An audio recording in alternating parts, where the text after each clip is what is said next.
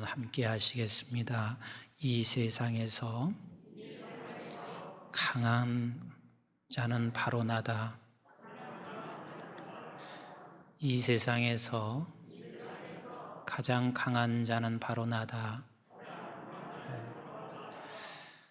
우리가 사람이 살면서요, 넉넉한 분들을 종종 보게 됩니다. 그 넉넉한 사람 만나면 참 행복해지고, 그리고 나도 역시 넉넉해집니다. 부부가 넉넉한 관계가 되면 그 가정은 행복한 가정이 되고, 그리고 이 정치나 곳곳에 교회도 마찬가지고 넉넉하고 여유로운 자를 만나면 참 행복합니다. 그런데 사실 그렇게 넉넉한 사람을 만나기가 좀처럼 쉽지 않습니다. 가면 갈수록 더합니다. 예전보다 우리가 없어서 그렇게 여유가 없는 것인지 절대 그렇지 않다는 것을 여러분들이 너무 잘 알고 있습니다. 가졌어도 세상 것 우리가 풍부하게 있어도 넉넉하고 여유로운 자를 만나기가 쉽지가 않습니다. 정치하는 사람을 보든 교회를 보든 성직자를 보든 그 어느 곳도 그렇습니다.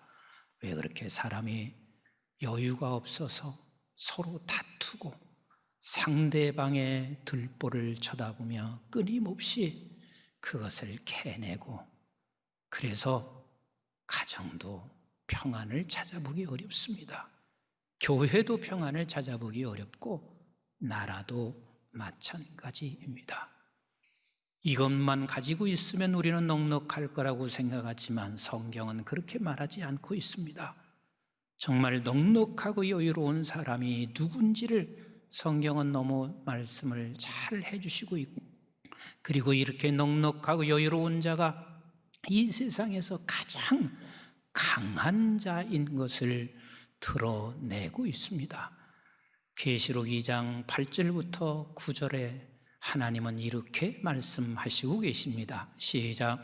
서문학 교회의 사자에게 편지하라. 처음이며 마지막이요 죽었다가 살아나신 이가 이르시되, 내가 내 환난과 궁핍을 알거니와 실상은 내가 부유한 자니라.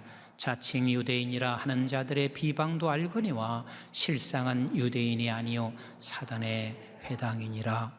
하나님께서 서문학 교회를 향해서 말씀하시고 있습니다. 너 지금 현실은 고달프지. 환난이 내게 너무 많지.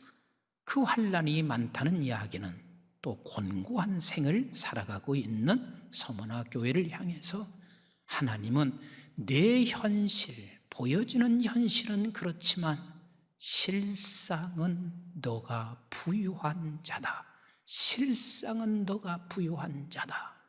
다시 말하면 이 실상이 네가 부유한 자란 말은 너는 실제 너 부한 자요. 그래서 너는 넉넉한 자요. 그래서 세상 속에서 네가 약한 자가 아니라 강한 자로 살아낼 수 있는 너 자신이라는 것을 말씀하시고 계십니다.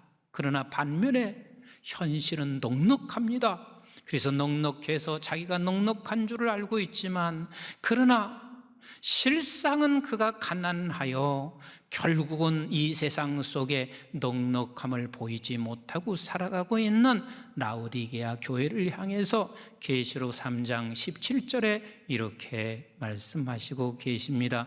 시작.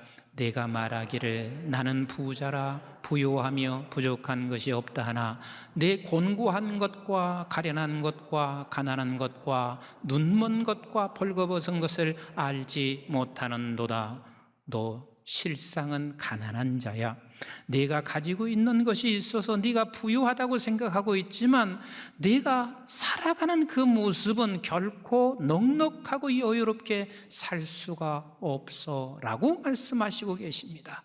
부부간에 살면서요, 돈이 넉넉하게 만들지 않습니다.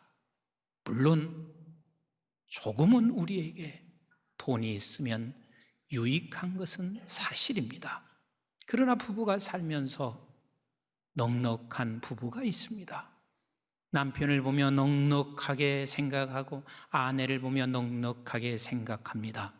그 사람의 가정은 행복합니다. 매우 행복합니다. 그래서 남편과 아내가 서로가 넉넉하게 볼 수 있다는 것은 이것은 놀라운 축복이 아닐 수가 없습니다. 교회도 마찬가지입니다. 이 교회가 서로가 서로를 보면서 넉넉하게 볼 수 있는 교회라면 그 교회야말로 정말 행복한 교회가 될 것이며, 이 교회가 그렇게 넉넉하게 볼 수 있으면 그 교회를 통해서 하나님은 세상을 책임지게 만들어 가실 것입니다. 오늘 이 본문은 세 가지 단락으로 우리에게 말씀하시고 계십니다. 하나의 단락은, 야, 너희들이 이 세상을 바라보면서 네가 눈 속에 있는 들보를 보고 있을 때 내 눈 속에 있는 들보를 보라 하는 것이 한 단락이고, 두 번째 단락에서는 너는 어떤 열매를 맺을 자인 것을 말씀하시고 계시며, 그리고 마지막 단락에서는 너가 그 집은, 반석 위에 지은 집은 결단코 무너지지 않는 집을 설명하시고 계십니다. 여러분, 우리 한번 39절부터 42절까지 같이 한번 보시겠습니다. 시작. 또 비유로 말씀하시되 맹인이 맹인을 인도할 수 있느냐?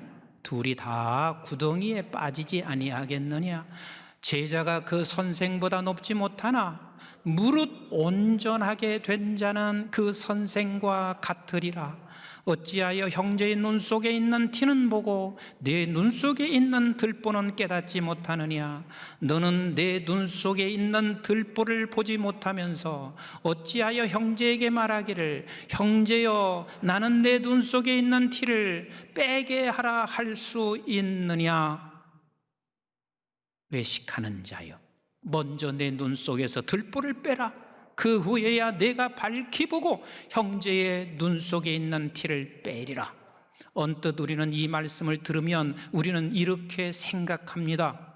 그리고 이렇게만 우리는 들어올 수도 있었습니다. 비판하지 말아라.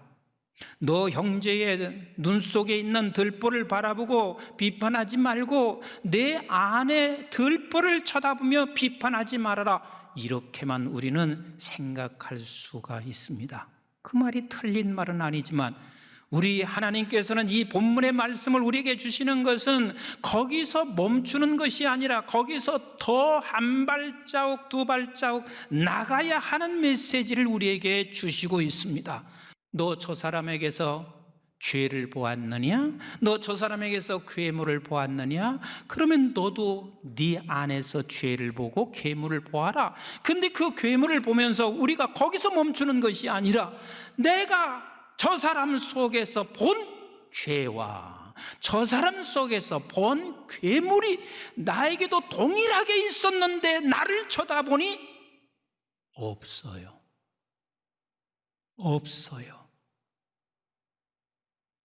무릇 온전한 자는 선생님과 같이 되리라. 우리가 저와 여러분들이 예수 그리스도로 말미암아 내가 나를 쳐다보니까 내 안에 있었던 그 어마어마한 괴물이 예수 그리스도로 말미암아 이 괴물이 사라져 있는 내 자신을 보게 되는 거요. 이게 기독교요. 이게 지금 오늘 본문이 우리에게 말씀하시고 있는 거요. 그러니 우리는 나 자신의 속에 있는 이 괴물이 주로 인하여 깨끗이 씻어진 것을 바라볼 때 다른 한 발자국 또 나가게 됩니다. 그 한 발자국이 뭐냐면 저 사람의 괴물을 보며 우리가 저 사람을 지적하며 그리고 저렇게 따지는 것이 아니라 그 사람을 보며 하나님, 나도 똑같은 사람이었던 내 자신에게 하나님께서 이렇게 나를 깨끗하게 하신 아버지, 그를 불쌍히 여겨주세요. 그리고 저도 나와 같이 깨끗한 자가 될 수 있도록 하나님 은혜를 베풀어 주시옵소서. 이것이 저와 여러분들이 가진 넉넉함입니다. 이것이 우리가 가진 강함입니다. 돈이 없어도, 우리가 이 세상에 내가 어떤 지위가 없어도 이것을 가지고 있는 넉넉한 자가 오늘날 우리 한국 교회에 많아질 때만이 하나님께서 이 땅에 놀라운 역사를 반드시 이루어가게 될 겁니다. 우리 한번 사도행전 7장 59절과 60절 같이 읽어봅니다. 시작. 그들이 돌로 스데반을 치니 스데반이 부르짖어 이르되 주 예수 내 영혼을 받으시옵소서 하고 그랬습니다. 지금 돌로 치고 있는 저가, 그리고 내가 돌을 맞아서 죽어가고 있는 내가 이렇게 60절에 말합니다. 시작. 무릎을 꿇고 크게 불러 이르되 주여 이 죄를 그들에게 돌리지 마옵소서, 이 말을 하고 자니라. 여러분, 60절에요. 주여 이 죄를 저들에게 돌리지 마옵소서, 이 말을 한 스데반을 단순하게 여러분들이 읽고 넘어갈 수 있습니다. 그런데요, 스데반이 이렇게 기도할 수 있는 이유가 뭔 줄 아세요? 하나님, 내가 보고 있는 저들의 죄가 내 안에 똑같이 있었습니다. 저들이 돌을 치는 그 악함과 이 모든 죄악, 괴물 같은 저 속에 있는 것이 내게도 똑같이 있었습니다. 그런데 그런 똑같은 나 자신을 하나님이 나를 용서해 주셨잖아요.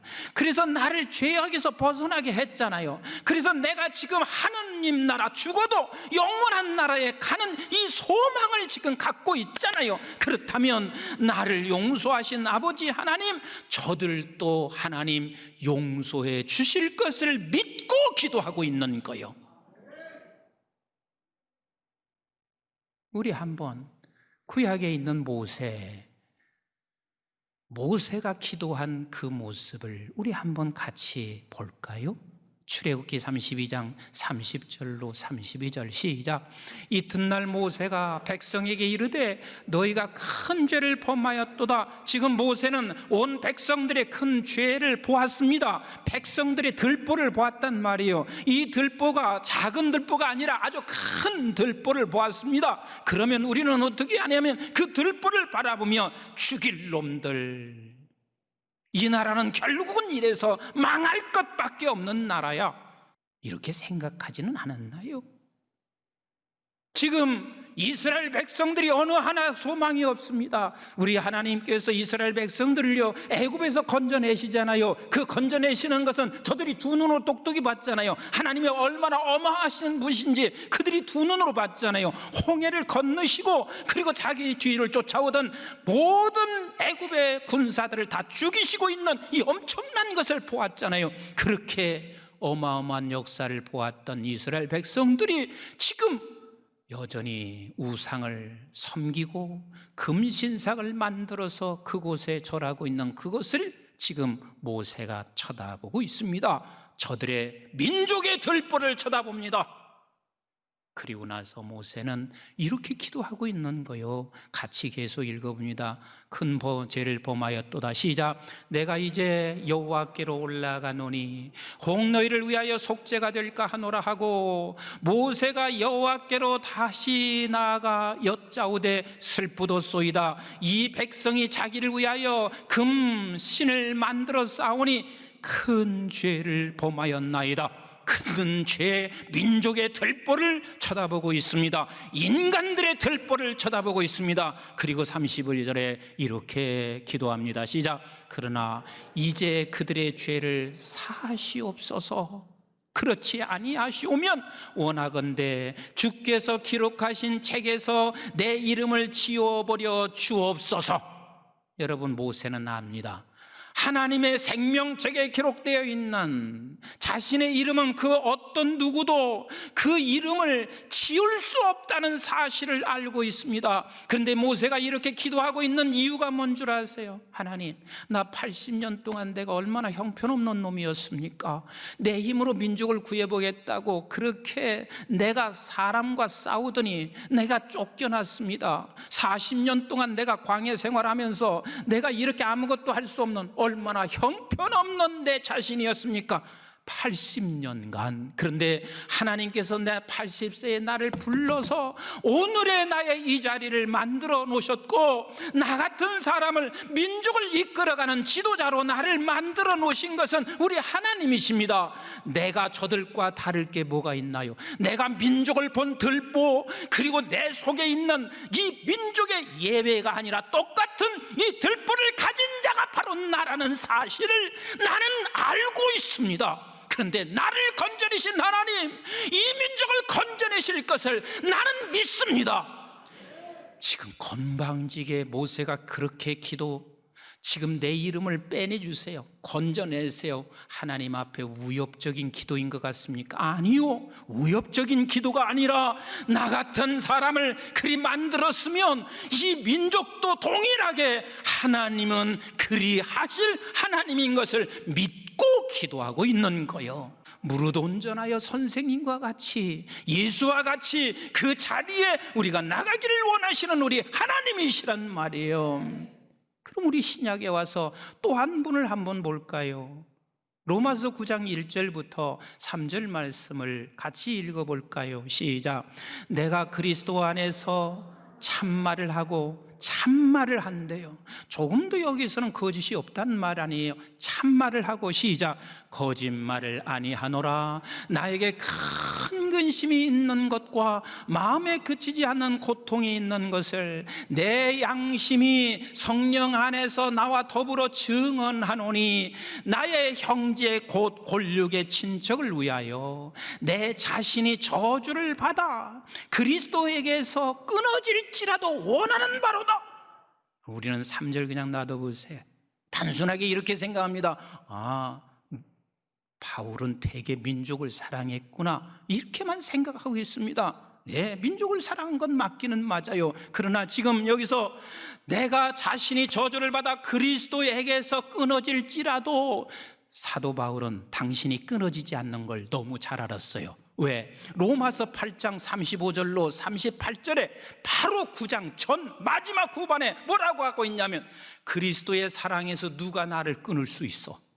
환난도 곤고도 그 어떤 것도 그리스도의 사랑에서 끊을 수 없노라고 그렇게 8장 후반절에 말씀하고 있습니다. 그래서 끊어질 수 없다는 사실을 너무 잘 알고 있습니다. 그런데 바울이 이렇게 지금 기도하고 있는 이유는 뭔 줄 아세요? 내가 우리 골육과 친척의 그 들보를 쳐다보는데 그 들보가 내 들보야. 나하고 다를 바 하나도 없는, 아니 더하면 더했지, 나하고 다를 바 없는 그 들보를, 그런데 우리 하나님이 나에게 이 들보를 빼주셨잖아요. 이 들보를 완전히 사해 주셨잖아요. 이 들보를 깨끗하게 하셨잖아요. 그런 하나님이면 저렇게 내 골육과 친척 속에 있는 이 들보를 우리 하나님은 반드시 빼주실 하나님, 사해 주실 하나님인 것을 내가 믿고 기도하고 있는 거예요. 1779년 존 뉴턴이라고 하는 분이, 그 당시 영국은요, 산업혁명 이후에 한없이 갈등, 빈부의 격차, 이념간의 갈등, 어느 한 곳도 평안한 곳이 하나도 없었습니다. 교회조차도 그랬습니다. 그래서 그는 하나님이 어디가 계신가, 끊임없이 방탕하고 부도덕하게 살고 자기 멋대로 살았습니다. 그런 존 뉴턴이 주님을 만나게 됩니다. 주님을 만나고 난 후에 그는 바뀌어지기 시작합니다. 그래서 이 찬송가 작사를 하고 난 후에 그 당시에 침례교단에 있었던 남침례교단은 얼마나 핍박이 심했는지 몰라요.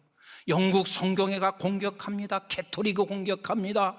그래서 저들이 신앙생활을 그가 할 때마다 고난과 고통을 겪고 있는데, 그들이 수많은 사람들이, 나도 그곳에 갔지만 그곳에서 수백 명이 한순간에 저들이 다 죽어가면서도 이 찬송을 즐겨 부르면서 이겨냈습니다. 여러분, 저들의 그 큰 죄의 들보를 쳐다보며 저들이 이것을 이겨낸 이 놀라운 찬양, 우리 한번 305장인데 같이 한번 불러보겠습니다.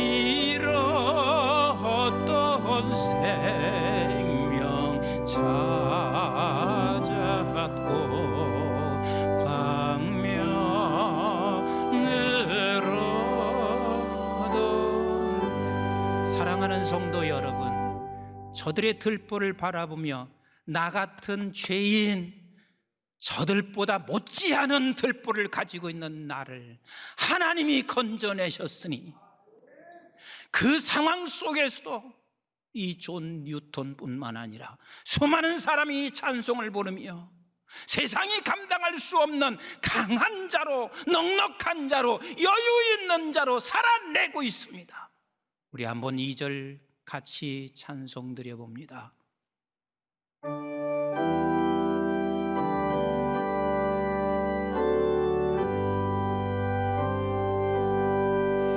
큰 죄악에서 건지신 주 내 고마워.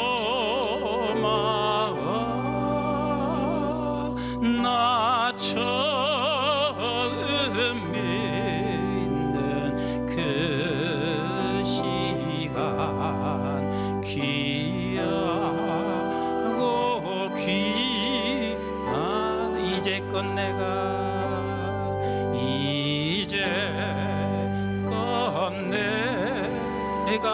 산 것도 주님의 은혜라. 또 나를 장차 본향에 인도해 주시.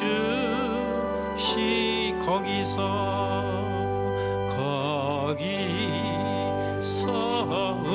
우리 영혼이 주님의 은혜로 해처럼 밝게 살면서 주 찬양하리라.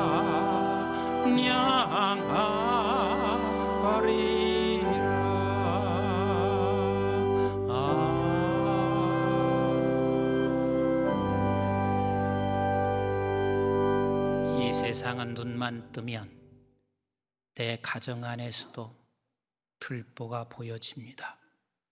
나 들보 안 보게 해주세요. 그 기도할 필요가 없습니다. 안 보게 해달라고 기도해도 들보는 보이게 되어져 있습니다. 그런데 중요한 것은 이 들보를 보며 내 들보를 보게 하시고, 내 들보를 보며 하나님이 사해 주신 것을 바라보고, 나 같은 사람도 하나님이 이렇게 이 들보를 사해 주셨는데, 주님이여, 저도 아무리 약한 사람이라 할지라도 그도 하나님께서 반드시 건져내실 것을 믿고, 이 가정 안에서 그를 위하여 기도하며, 또 우리 교회가 우리 이 민족을 위하여 기도하며 온 세계를 위하여 기도하여 하나님의 나라를 이루어 가시는 주의 자녀들이 되시기를 주의 이름으로 축복합니다. 넉넉한 자, 이 세상이 감당할 수 없는 강한 하나님의 사람들로 이 세상을 주님의 나라 이루어 가게 저와 여러분들이 이 교회가 쓰임받기를 주의 이름으로 축원합니다.